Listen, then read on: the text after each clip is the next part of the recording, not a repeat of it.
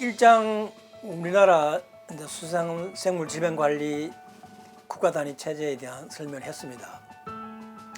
사실 그 1장에 설명한 그 우리나라 수산생물 그 질병 국가단위 그 체제 구축에 있어서 가장 그 기본이 되는 것이 바로 제가 2장에서 지금 설명하려고 하는 수산생물질병관리 법이 되겠습니다.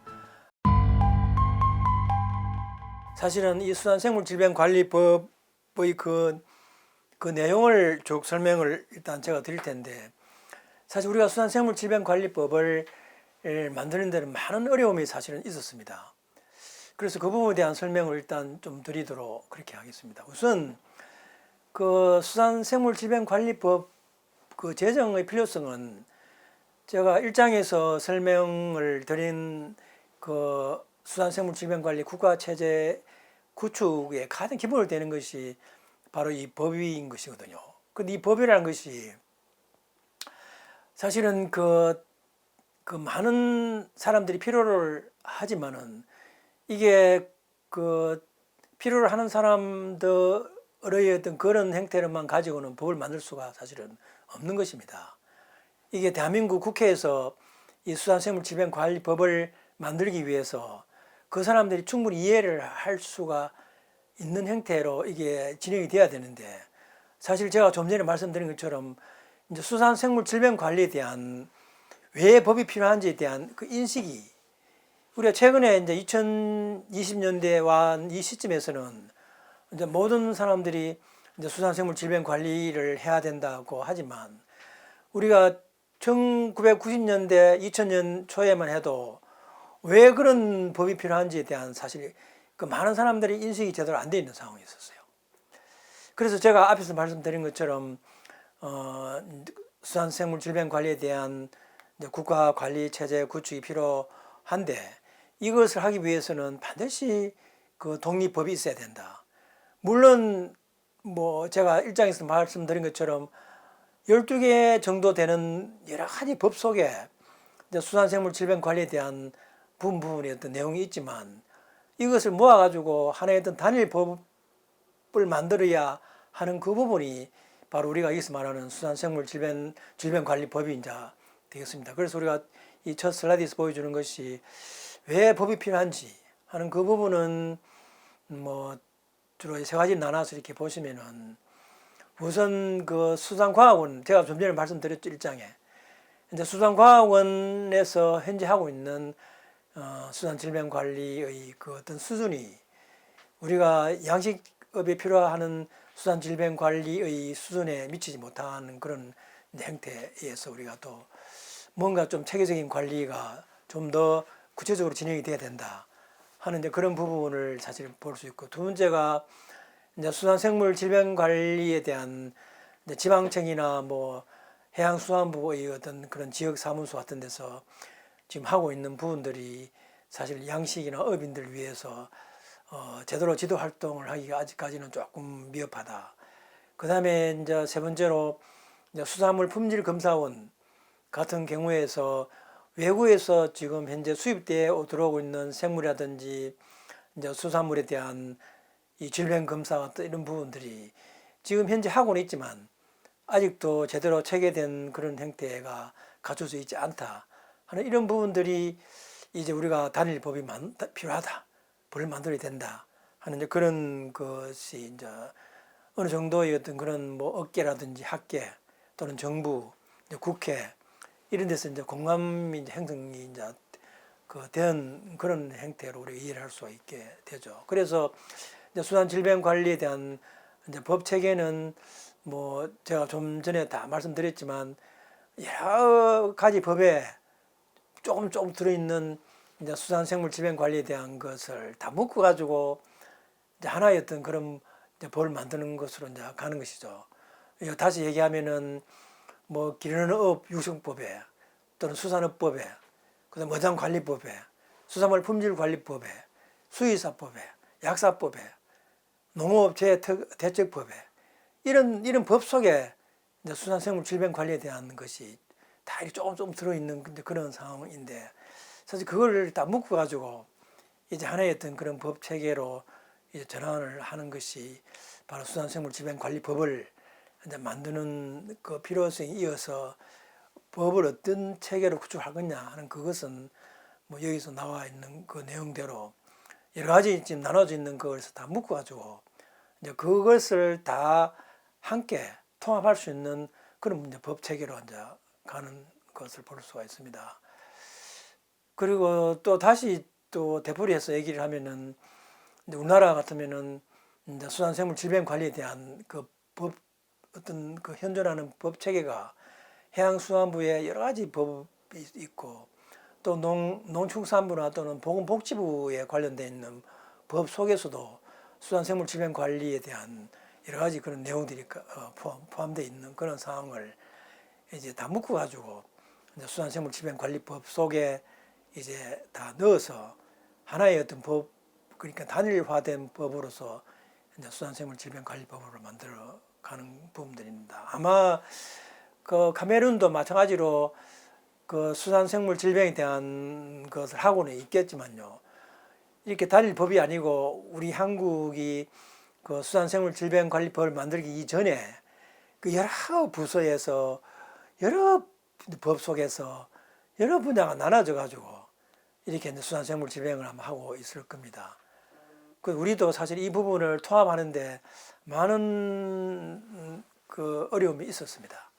그래서 뭐 많은 시간이 흘렸지만 단일 법으로 이렇게 만들어진 그런 것이 있었습니다. 그리고 사실은 뭐 그 좀 더 구체적으로 이제 기련어법 속에 또는 어장관리법 속에 이제 수산 질병에 대한 특히나 수산 질병에 필요한 수산 약재 관리에 대한 그런 내용들이 뭐 주로 많이 들고 있고 했지만 사실은 뭐 우리나라 이제 양식 발전을 위해서 수산 질병을 완벽하게 이제 관리할 수 있는 그런 법 체계는 뭐 우리가 수산질병관리법을 만들기 전에의 어떤 그런 그 실태를 지금 슬라이드에서 보여주고 있는데 완전하게 이루어지고 있지는 사실은 그 못한 것이죠. 그래서 보면은 뭐 기련업 육성법에서 뭐 한다고는 했지만 질병관리 종합적인 접근이 사실은 어려웠었고 그 다음에 어장관리법에 의해서도 많은 부분이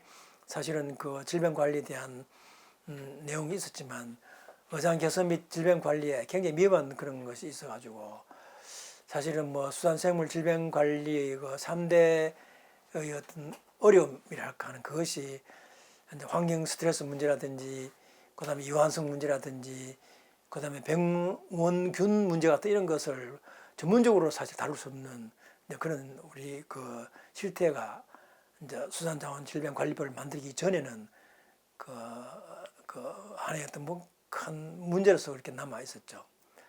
근데 특히나 이제 중요한 것이 그 수산질병관리법에 있어서 어떤 단순한 질병 관리도 중요하지만 이제 수산질병에 필요한 약재, 약품 이제 이 관리를 사실은 어떻게 할 거냐. 사실은 어떻게 보면은 수산질병관리법이 만들어지기 이전에는 양식업자들이 그냥 뭐 자체적으로 그냥 뭐 고기가 병이 들면은 약국에 가서 약을 사가지고 그냥 고기한테 먹이고 하는 그걸 뭐 아주 자율적으로 그렇게 해온 그런 상황이죠. 마치 우리가 병이 나면은 그 의사 처방 없이 약국에 가서 약을 사가지고 뭐 그 약을 먹고 하는 그런 상황이었죠. 그러니까 정확하게 그 병을 진단해서 어떤 병인가에 대한 원인을 제대로 이해를 하고 난 뒤에 거기에 합당한 약을 먹어야 되는데 그냥 막 대충 뭐 이렇게 고기가 병이 들면은 아이고 뭐 옆집에서 이런 약을 사 먹이더라 해서 뭐 그냥 약 사서 먹이는 사실 그런 식으로 우리가 이제 수산약재 관리를 사실 해온 것이거든요. 그래서 우리가 이제 수산질병관리법이 이제 만들어지고 난 뒤에는 그 법 속에 이제 정확하게 수산질병을 이제 수산질병을 관리할 수 있는 전문가가 이제 질병을 갖다가 제대로 진단하고 이제 거기 따라서 그 진단서를 가지고 이제 수산약을 구입해서 이제 양장에 투입할 수 있도록 하는 그런 형태로 이제 사실은 이제 바뀌게 된 것이죠. 그래서 우리가 이 질병관리법을 만들기 전에 뭐 여러 가지 그런 어떤 현 시점에서 그 당시 시점에서의 어떤 문제를 뭐 우리가 질병관리 체계나 또는 법 체계나 또는 뭐 해양수산부의 어떤 관리의 어떤 체계라든지 이런 걸 면밀하게 분석해서 이제 그 내용을 이제 법에 정확하게 이제 우리가 이제 담아서 법을 만들 수 있도록 한 것이죠. 이제 그걸 우리가 다시 정리를 하면은 이제 기본 문제점이라는 것이 이원화된 질병관리 체계, 해양수산부, 수산과학원, 뭐 지방해양, 뭐 수산청, 그러니까 수산질병에 대한 주체가 이 정부가 하긴 하지만 여러 부서에서 이제 나눠져 있다든지, 그 다음에 그 질병 관리에 관련된 이제 법이 앞에서 주로 본 것처럼 아주 불완전한 그런 관리법 체계를 갖고 있었다든지, 특히나 그 수산 약재에 대한 관리가 뭐 쉽게 얘기하면 엉망으로 되어 있었죠. 그러니까 뭐 여러 부처가 혼재돼서 이제 수산 약재 관리를 한다고 하지만 어민들이 뭐 주로 자가 진단, 스스로 내가 기르는 고기가 병이 어떤가를 진단하고 그 스스로 진단을 해가지고 약국에 가서 약 사가지고 스스로 이렇게 약을 투입하는, 그러니까 원래 자가 진단을 해서 약을 사서 투입하는 그런 이제 수산 약재 관리했던 모습이 사실 있었는 것을 우리가 볼 수가 있죠. 이제 그런 것을 우리가 문제점으로 일단 보고 그 부분을 이제 법에서 우리가 제대로 다룰 수 있도록 하는 그 내용을 이제 수산질병관리법을 제정하기 위해서 우리가 많은 사람들하고 논의를 하면서 이제 다루어온 그런 문제로 볼 수가 있습니다. 그 다음에 이제 지금 여기서 보고 있는 것이 이제 수산자원관리법을 만들 때 이제 우리가 어떤 논리로 이 법을 만들어야 되는 것이냐 하는 그것이 이제 각 조문의 뭐 입법 사례라든지, 그 다음에 뭐 벌칙이라든지 형량의 적정성, 그 다음에 조문 제정의 필요성, 그 조문이라는 것이 우리 앞에서 면밀하게 현재의 어떤 실태가 어떤지를 제대로 보고 그 내용을 이제 법의 어떤 조문 속에 이제 다 녹아 들어갈 수 있도록 하는 이제 그런 이제 법 조문 제정을 이제 해야 하니까 이제 그런 부분들이 사실은 뭐 기본적으로 문제 해결을 위한 뭐 법 내용도 있지만 사실 그 논리가 정확하게 왜 필요성이 있는지, 특히나 수산 약재 같은 경우에는 자칫 잘못 사용하면은 자연 생태 환경이 크게 파괴될 수 있는 그런 요인도 발생하기 때문에 여러 가지 그런 과학적인 정보를 가지고 우리가 수산질병관리법의 어떤 그런 그 제정 논리를 갖다가 체계화를 이제 하는 작업을 한 것입니다. 그래서 이 수산질병관리법 그 제정이라는 것이 굉장히 어려운 과정을 갖다가 사실은 겪고 이 법을 갖다가 사실 만들었습니다. 그 법을 만들 때 이제 기본적인 그 취지라는 것이 이제 필요성에서 우리가 기본 취지가 이루어지는 것이죠. 그 기본 필요성을 우리가 7가지로 이렇게 정리를 해보면은 가령 예를 들면 뭐 수산 질병이 다양화되고 굉장히 빠른 속도로 확산된다. 또는 뭐 수산 질병의 그 어떤 경제적 또는 생태적 피해가 심각하다. 그 다음에 그 수산 질병에 대한 관리가 너무 이렇게 그 분산되어 있는 것을 이제 단일화 해야 된다는 거라든지, 그 다음에 수산 질병에 대한 특히나 신고 의무화, 사실 이 부분은 굉장히 중요하죠. 아마 가만히 봐도 마찬가지일 텐데요. 양식업자들이 양식장에 병이 생기면요, 그걸 다른 사람들에게 알리지 않습니다. 왜냐하면 양장에 병이 생기면은 다른 사람들이 그 양장에 고기를 안 사 먹잖아요. 그래서 양식장에 고기가 병이 생기면은 양식업자들은 그걸 갖다가 숨깁니다. 신고를 하지 않습니다. 그래서 질병이 신고하지 않으면은 그것이 이제 빠른 속도로 다른 양장을 이렇게 확산이 이제 되는 것이죠. 그래서 특히나 그 수산 생물을 다루는 양식업자들은 굉장히 폐쇄적으로 그 자기 어장에 대한 자기 고기에 대한 그 질병에 대해서 자기만 알고 있지 다른 사람에게 얘기하지 않습니다. 그래서 우리가 이제 법을 만들 때 그 양식장에서 고기가 병이 생기면 반드시 신고를 하도록, 그 신고의 의무화, 이 부분은 사실 법에 굉장히 중요한 부분이죠. 이건 법이 없으면 할 수 없는 거죠. 고기가 병이 생기면은 반드시 정부에 신고를 해야 된다 하는 것은 아마 수산질병관리법에 있어서 굉장히 중요하게 다루는 부분이 될 겁니다, 아마. 그래서 이제 그런 부분이 사실 법으로서 우리가 사실 만들었었고요. 그 다음에 그 수산질병에 대한 그 판단을 그 전문가가 하도록. 그래, 양식업자들이 자기가 키우는 고기의 그 질병을 자기가 판단을 하다가 하면은 그게 이제 잘못이죠. 자, 양식을 키우는 고기를 키우는 양식업자들은 질병을 판단하는 전문가가 아닌데 그 자기가 그 스스로 양식 고기 병을 갖다가 판단해서 자기가 스스로 병을 갖다가 진단을 한다든지 이런 것은 굉장히 위험한 발상이죠. 그래서 우리가 법을 만들 때 우리가 질병을 신고를 하게 한다든지 그다음에 그 양식 질병에 대한 판단을 반드시 그 어병 전문가가 하도록. 양식업자가 아무리 자기가 경험이 많고 한다 할지라도 우리가 병은 의사가 이렇게 진단을 하는 것이지 그게 내 병은 내가 잘한다 해가지고 내가 그 병을 판단해서 약을 하면 안 된다는 것이죠. 그래서 질병에 대한 전문가에 의해서 반드시 판단해서 그 하도록 하는 거죠. 그런 것을 법으로 이제 그 규정을 하는 것이죠. 그리고 이제 생산의 안정이라든지 이런 것에 대한 내용도 이제 법에 포함시키고, 그 다음에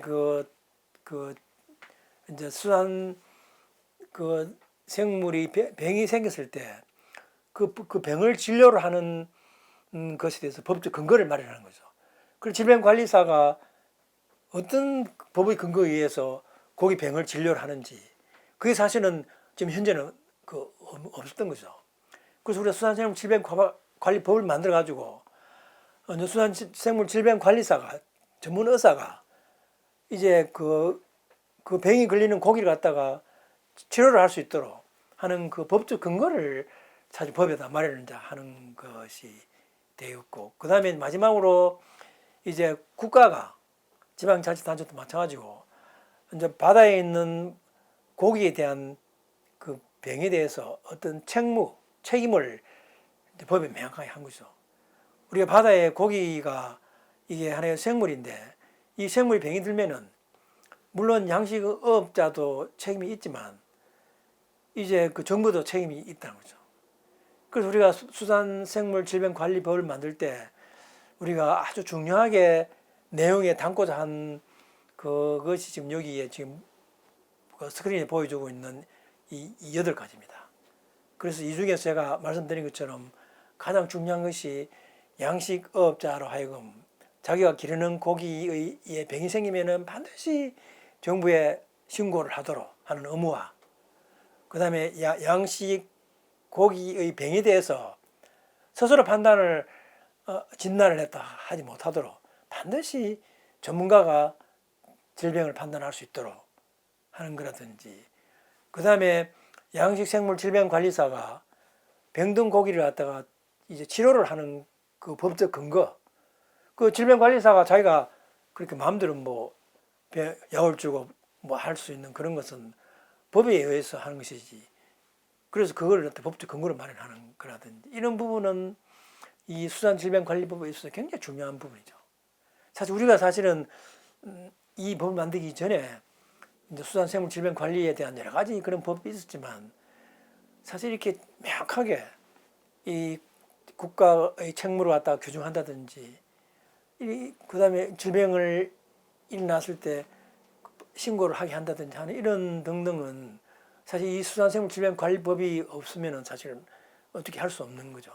그래서 수산생물질병관리법이 이 만들기 위한 노력을 많은 사람들이 했고 했지만 이 법이 얼마나 우리나라 수산생물 질병을 갖다 관리하는 데 중요한 것인가 하는 그걸 아마 이 기본 취지 아마 지금 슬라이드에서 보는 내용에서 아마 알 수 있을 것 같습니다. 그래서 단일 법 그 내용은 제가 좀 전에 슬라이드에서 보여주고 있는 그 8가지 기본 취지를 갖다 다 담아가지고 이제 법을 사실은 만들게 된 것이고, 법의 가장 큰 목적은 이제 수산생물 질병 관리에 대한 이제 국가 그 관리 체계 구축, 하는 그것이 사실 법의 큰 목적이죠. 그래서 그 법 속에 꼭 당겨야 할 그 어떤 내용이 제가 조금 전에 보여준 슬라이드 그 8가지 그 내용이고, 이제 그 내용을 가지고 구체적으로 이제 법 조문을 갖다 만들었었죠.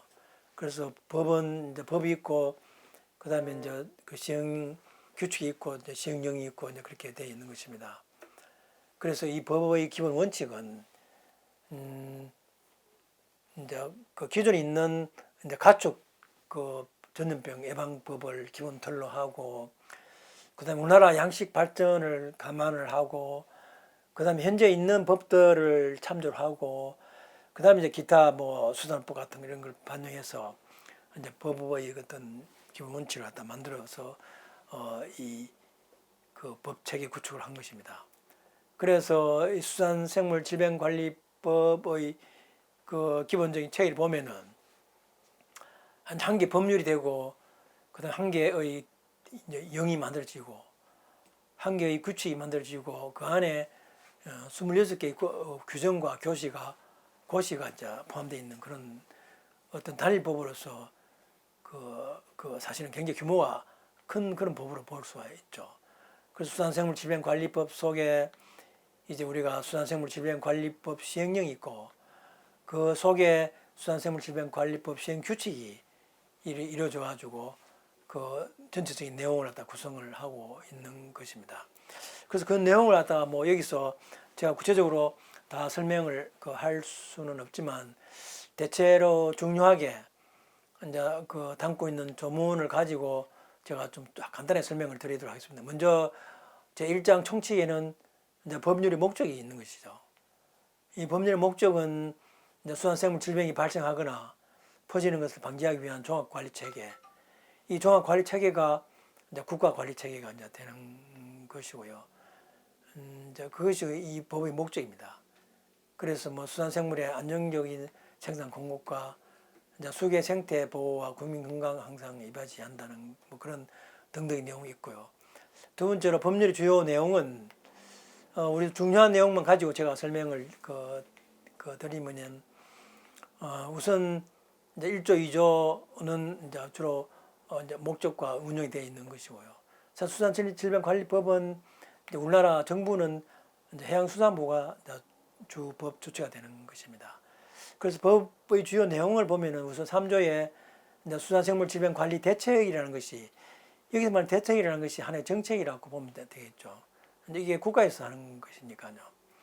그래서 이 5년마다 해양수산부는 시도지사와 함께 그 수산생물 그 질병 관리에 대해서 5년마다 종합적인 관리 이제 정책을 수립을 해야 된다 하는 그것이 3조죠. 그래서 우리나라도 이제 수산생물 질병 관리법이 시행되고 난 뒤에 매 5년마다 이제 종합적인 기본계획 수립을 이제 하게 되는 것이고, 물론 이 주체는 해양수산부 장관과 이제 시도지사가 되는 형태로 되어 있습니다. 이 부분이 이제 제3장 제3조의 어떤 그런 그 수산생물 질병 관리 대책에 대한 주요 내용으로 되어 있고요. 그 다음에 중요한 것이 4조가 보면은 이제 수산생물 질병 관리에 대해서 해양수산부가 해양수산부가 이렇게 스스로 하는 것이 아니고 반드시 전문가의 의견을 수립해서 하도록 그렇게 규정을 하고 있습니다. 왜냐하면 수산 질병이라는 것이 굉장히 복잡한 그런 어떤 원인을 갖고 있고, 또 그것이 뭐 해역이나 수역이나 지역이 아주 광범위하게 되어 있기 때문에, 또 해양수산부가 이 법을 이제 관장하는 부서이지만 사실 뭐 해양수산부 내에 이 수산 질병에 대한 전문가가 그렇게 많이 있는 것도 아니고, 그래서 해양수산부가 주관 부서이지만 반드시 주요 정책에 대해서는 전문가의 의견을 수립해서 하라 하는 것이 4조에 있고요. 그 다음에 이제 그 5조에는 우선 그 예방진단 또는 뭐 약제 개발 같은 그런 부분들을 이제 종합적인 그런 국가관리 체제하에서 이제 해야 된다는 그런 내용이고요. 그 다음에 뭐 6조도 그 비슷한 그런 내용인데, 특히 6조에서는 이제 수산 질병을 치료하기 위한 의약품, 수산의약품이라 하죠. 수산의약품에 대한 이제 개발 보급 법을 반드시 국가와 지방자치단체가 안에 있던 그 책무를 가지고 해야 된다. 거기 병은 자꾸만 걸리고 그 병이 굉장히 그 강하게 또는 그 지역적으로 확산되고 있는데 치료할 수 있는 약이 없으면은 그것도 안 되는 것이니까. 그래서 국가는 지방자치단체와 함께 반드시 그 수산 질병을 치료하기 위해서 필요한 수산약제를 개발하고 보급을 해야 한다 하는 그런 규정을 제 6조에 이렇게 두고 있고요. 그 다음에 이제 제 6조 2는 이게 이제 그 이거는 수산질병관리법을 만들고 난 뒤에 그 사실 나중에 보완된 내용입니다. 이 내용이 뭐냐면은 그 수산질병 확산 방지를 위해서 그 수산질병에 대한 정보를 반드시 공개해야 된다는 거죠. 제가 앞에서 말씀드린 것처럼 양식 어민들도 자기가 기르는 고기의 병에 대해서 잘 공개를 하지 않는데 또 해양수산부도 우리나라 연안에 있는 수산생물의 질병에 대해서 이걸 공개를 하지 않으면 안 된다는 거죠. 그리고 법으로 수산생물이 이제 병이 걸리면은 정부는 반드시 그걸 공개를 해서 모든 국민들이 다 같이 알 수 있도록 하는 이제 그 부분이 이제 그 6조 2항에 포함되어 있는 그런 내용입니다. 그다음 두 번째 큰 장에서는 이제 질병의 방역. 사실 어떻게 보면은 우리가 수산생물 질병 같은 경우도 우리가 뭐 최근에 코로나 같은 이런 것도 마찬가지지만 이걸 그 진단을 해서 치료를 하는 것도 중요하지만 그 병이 걸리지 않도록 사전 예방하는 것도 그 굉장히 중요한 것이죠. 그래서 수산생물 질병에 대한 방역 이게 이제 국가가 하나의 책무로서 해야 된다 하는 그 부분이 이제 그 수산생물 방역관을 수산생물 방역관을 갖다가 정부가 반드시 그 위촉해가지고 그 사람을 하여금 이제 방역 업무를 할 수 있도록 하는 이런 부분이라든지 그 다음에 그 양식 고기가 죽거나 병이 들면은 그 고기에 대한 신고를 의무하도록 앞에 제가 말씀드린 것처럼 그 백능 고기를 갖다가 이 시장에서 팔면 안 되니까 고기가 병이 들면은 반드시 신고를 해서 그것을 갖다가 그 처리하도록 하는 그런 형태라든지 그 다음에 그 이제 11조에 가보면은 또 역학조사 그 수산질병이라는 것이 어떻게 해서 이게 발병이 돼가지고 어떻게 이 확산이 되는지 하는 그런 역학조사를 반드시 하도록 하는 것을 갖다 이제 11조에다가 이렇게 이제 넣어서 그 어떻게 보면 이런 부분들이 이제 수산생물 방역기관 지금 여기서 말하는 수산생물 방역기관이라는 것은 우리나라 같으면은 그 수산과학원을 말하는 것입니다. 수산과학원에서 반드시 수산생물 질병이 발생되면은 역학조사를 하도록 하는 그런 규정도 제 11장에다가 넣어가지고 사실 하고 있고요. 그 다음 제 13장에는 수산생물 양식 시설을 검사하고 이제 투약을 하는 그것을 이제 법으로 굉장히 제한을 하는 거죠. 뭐 지금까지는 우리가 양식을 할 경우에는 양식 어민들이 자기가 뭐 가두리 양장을 만들어 가지고 그냥 뭐 고기 키우고 또 뭐 자기가 약을 사 가지고 그냥 그 고기한테 약을 먹이고 하는 이런 것을 이제 법으로 엄격하게 이제 그 어떤 맹시한 부분이 이제 제 13조 내용이 됩니다.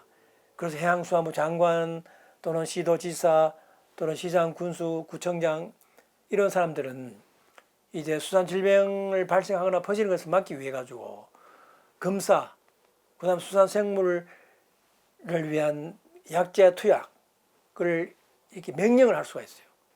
당신이 키우고 있는 그 양장에 반드시 이런 검사를 해야 하고 또 이런 그 예방을 위한 약제를 투입을 하라는 그걸 명령으로 할 수가 있어요. 근데 그 부분이 사실은 법에서 중요한 부분들이죠. 우리가 반드시 이렇게 해야 한다는 그걸 이제 양식 어민들이 나는 돈이 드니까 하기 싫다고 했을 때 이제 이 법을 가지고 반드시 이제 하게 하는 이제 그런 것도 이 법이 가지고 있는 중요한 하나의 기능으로서 이제 볼 수 있는 부분이고요. 그리고 이제 14조에 가면은 이제 양식업자들이 수산생물을 길러가지고 이제 팔고 하는 이 이 그 어떤 거래 내역을 반드시 기록하고 작성하고 그걸 갖다 보존하도록 하는 이 부분은 일단 질병이 발생하면은 그 발생에 대한 관련되어 있는 수산생물이 시장을 통해서 소비자에게 그런 것을 사전에 방지하기 위해서 이제 수산생물에 대한 그 거래 기록을 작성해서 보존을 하게 한다든지, 그 다음에 이제 수산생물의 그 격리 이동 제한. 그러니까 수산생물의 이동 제한이라는 것은 그 이제 그 수산 질병이 이렇게 확산되지 않도록 이동을 갖다 제한하는 그런 부분이라든지, 그 다음에 이제 살처분 명령. 이 16조의 살처분 명령이라는 것은 고기가 병이 들면은 고기가 병이 들었는데도 고기가 이렇게 뭐 그냥 움직이고 하면은 양식업민들이 그걸 건져가지고 시장에다 팔려고 이제 할 경우도 많이 있습니다. 그래서 고기가 병이 들면은 정부가 반드시 그 고기는 죽여가지고 땅에 묻어라. 그걸 갖다 살처분이 나거든요. 살처분 명령을 갖다 내릴 수가 있도록 하는 게 있습니다. 우리가 뭐 고기가 병이 들면은 그 고기를 계속 키우지 말고 그 고기를 이제 땅에다가 파묻든지 아니면은 그 태워 없애든지 하는 그런 살처분을 명령하게 하는 그것도 이제 16조에 이렇게 두고요. 그 다음에 이제 제3장에는 이제 수출입 수산생물의 검역 이 부분들은 이제 수산생물의 질병이 국가 간의 어떤 이동, 특히나 수입 그 수산물에 대한 식품 안전 이런 관점에서 이제 수산생물의 검역이 중요한 그런 요인으로서 우리가 볼 수 있는 그런 내용들입니다. 특히나 최근에 그 수산생물의 국제적 이동도 많거든요. 특히 우리나라 같으면은 뭐 뱀장어, 지어 같은 걸 수입해서 키운다든지 그런 데 대한 검역을 수산질병의 관점에서 좀 강화를 한다 하는 그런 내용이고, 그 다음에 이제 3장 2에 보면은 수산생물의 진료, 그러니까 병든 고기를 어떻게 진료를 할 거냐 하는 이것은 반드시 수산질병관리사 면허를 갖고 있는 그리고 고기의사가 진료를 하도록 우리나라가 이 수산질병관리법에 보면은 그 수산질병관리사 의사 면허를 해양수산부가 줍니다. 1년에 한 20명, 30명이 되는데 이 이제 바다 고기를 치료할 수 있는 우리가 의사라 하죠. 고기 의사 면허를 갖고 있는 그 의사가 이제 수산 질병을 치료할 수 있도록 하는 그 규정이 제3장 2에 들어가 있습니다. 그래서 반드시 이 질병관리사 면허를 갖고 있는 사람이 이제 질병관리를 우리가 할 수 있고, 또 수산약제도 이 질병관리사 의사 면허를 갖고 있는 사람이 약제에 대한 처방을 해주면 그걸 가지고 수산약품을 살 수 있도록 이런 것도 이제 할 수 있고, 나머지 이제 4장의 이제 보칙이라든지 이런 것은 뭐 주로 정부가 주는 뭐 보상금이라든지 또는 뭐 비용 지원 같은 이런 것을 하고, 그다음에 보고, 그다음에 뭐 명예 감시 뭐 감력관이라든지 특히나 이제 사법 검찰권을 갖다 주는 그런 것이 이제 돼 있고요. 그다음에 마지막 파트가 이제 제도에 대한 기본적인 개선 방향을 쭉 설명을 해놨고, 그다음에 뭐 다른 선진국들의 그 수산생물질병관리법에 대한 것이 어떻게 되어 있는지에 대한 것을 제가 주로 정리를 좀 해놓은 것입니다.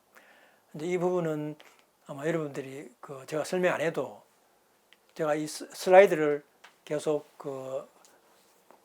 드릴 테니까 보시고 아마 참고를 하시면 되겠습니다.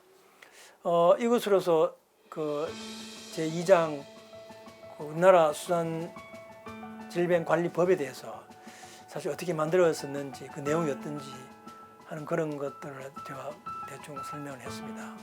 그럼 이어가지고 제3장 수산생물질병관리에 대한 국가의 어떤 정책이 어떤 형태로 진행되고 있는지에 대한 설명을 하도록 하겠습니다.